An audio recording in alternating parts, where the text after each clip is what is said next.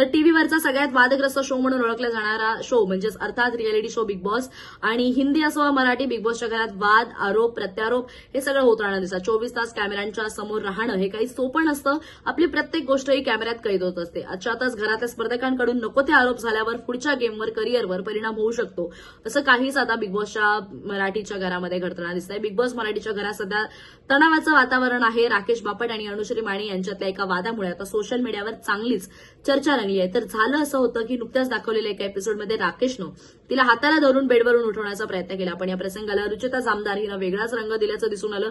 रुचिता राकेशला उद्देशून म्हणाली की पोरींना त्याच्या परमिशनशिवाय हात लावायचा नसतो, हे तुला माहित नाहीये का? हे ऐकल्यानंतर राकेश संतापला आणि गेल्या 25 वर्षापासून मी काम करतोय इंडस्ट्रीत, पण असं कोणीच बोललं नव्हतं असं म्हणत त्यानं राग व्यक्त केला. यावर आता बिग बॉसच्या घरात 2 गट पडले असले तरी नेटकऱ्यांनी मात्र राकेशला फुल सपोर्ट केल्याचं पाहायला मिळतंय. अनुश्री आणि रुचिता यांनी राकेशवर केलेले आरोप हे अर्थहीन, तथ्यहीन असल्याचं नेटकऱ्यांनी म्हटलं आहे. तसंच राकेशच्या चाहत्यांनी म्हटलंय.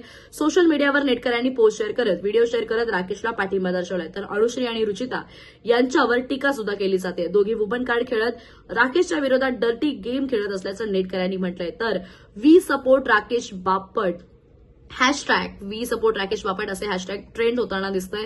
दरम्यान या सगळ्या प्रकारानंतर राकेशनं मला आता घरात थांबायचं नाही असं म्हटलं होतं. त्यामुळे बिग बॉसच्या घरात पुढे काय होणार, राकेश काय निर्णय घेणार, बिग बॉस यावर काय म्हणणार, हे सगळं आता महत्वाचं ठरणार आहे.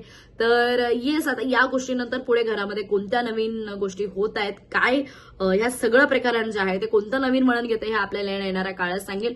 पण त्यासाठी स्टे ट्यून अँड कनेक्टेड.